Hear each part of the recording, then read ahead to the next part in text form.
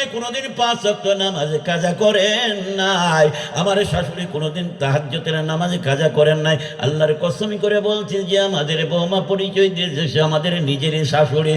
এসেছি আমরা হলাম শান্তির জাতি। কি জাতি ভাই?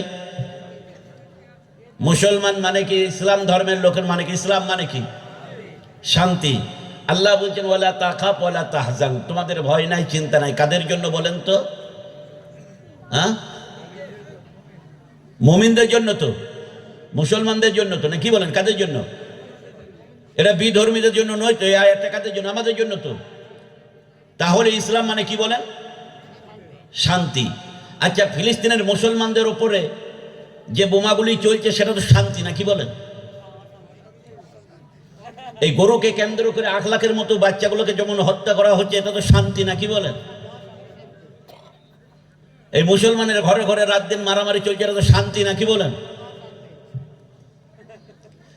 এখনই যে বললেন শান্তি, তাহলে আল্লাহ ভুল করেছেন না আমরা ভুল করছি? আমরা ভুল করছি। আহা, আপনারা দেখেছেন তুরস্কয় যখন ভূমিকম্প হলো, শুনেছিলেন? তুরস্কয় ভূমিকম্প শুনেন নাই?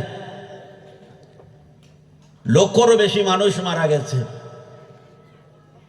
একটা বাড়িতে 55 দিন আগে সমস্ত সব 22 তলা বিল্ডিং ধসে পড়ে গেছে। উদ্ধার কর্মীরা কাজ চালাচ্ছে। এইবার ওরা বলছে আর লোক বাঁচা সম্ভব নাই। 55 দিন পরে মানুষ কি আর বাঁচার সম্ভাবনা আছে? কি ভাই, আছে? এরা করলো কি, পালিয়ে যাবে, আর পাচ্ছে না। দেখতে পেল যে একজন বুড়ি সাদা কাপড় পরিহিত একজন মহিলা এদের সামনে এসে বলছে, বাবা, এই বিল্ডিং এর নিচে 3 তলার নিচে, এখনো নিচে 3 তলার নিচে আমার নাতি নাতনি আমার বৌমা এখনো বেঁচে আছে, বাবা একটু তোমরা বের করো না। বলুন সুবহানাল্লাহ। এটা কি করে সম্ভব? পয়গম্বর ঈসা আলাইহিস সালাম হেঁটে চলে যাচ্ছেন, আল্লাহ তাআলার কাছে বলছেন, আল্লাহ একটা ক্যারিশমা দেখাও না। আল্লাহ পাক বলছেন, মুসার সামনে তোমার ওই পাথরটা ভাঙো না। 7 বার লাঠির আঘাত করলেন, 7 পর্দা পাথর ভেঙে গেল। ভেঙে যাওয়ার পরে দেখতে পেলেন হযরত ঈসা আলাইহিস সালাম, তার ভেতরে সাদা রঙের একটা পোকা আছে, আর ওই পোকার মুখে সবুজ দুবড়ো ঘাস পড়ে আছে। জোরে বলুন সুবহানাল্লাহ। এই পাথরের ভেতরে যদি একটা কীটকে যদি আল্লাহ তাআলা খেতে দিতে পারেন, তার আশরাফুল মাখলুকাত মাটির নিচে পড়ে আছে, তাকে পারেন কি পারেন না? নারায়ে তাকবীর। সোনার চাঁদ আব্বা আমার, ভাই জানারা, মা আমার, বাবু জানেরা, আল্লাহ ওয়ালা সুধী মণ্ডলীরা, দেখা গেল যারা ওই ত্রাণ কর্মী ছিল, উদ্ধার কর্মী ছিল, সবাই বলল, ভাই আজ 45 দিন 53 দিন হয়ে গেছে, বাঁচার সম্ভাবে কারো থাকবে না। অতএব বন্ধুরা চলো পালিয়ে যাই। ওই বুড়িটা যায় আর বলে, বাবা তোমাদের পা দুখানা জড়িয়ে ধরে বলে, মানিকেরা, আমার নয়নের মণি, কলিজার টুকরা, আমার নাতি নাতনি, আমার বৌমা এখনো পর্যন্ত বেঁচে আছে। আল্লাহর কসম করে বলছি, আজকে জুম্মার দিন একটু মেঘের বাণী করে তোমরা একবার দেখো না ওই তলের মধ্যে। ওরা করলো কি, খুঁজতে আরম্ভ করলো। খুঁজতে খুঁজতে খুঁজতে একেবারে নিচে গেছে গো। নিচে যাওয়ার পরে দেখতে পেল সেখানে বাচ্চা দুখানা বসে আছে। একজন মহিলা তাদের সামনে বসে বসে কোরআনে পাক তেলাওয়াত করছে। বলা যাবে না সুবহানাল্লাহ?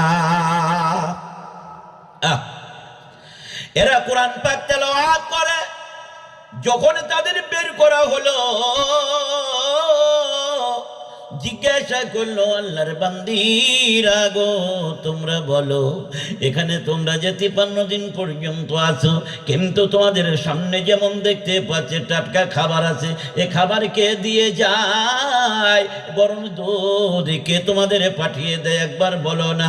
সঙ্গে সঙ্গে ওরা বের হয়ে বলল, ও আল্লাহর বান্দা বান্দীরা,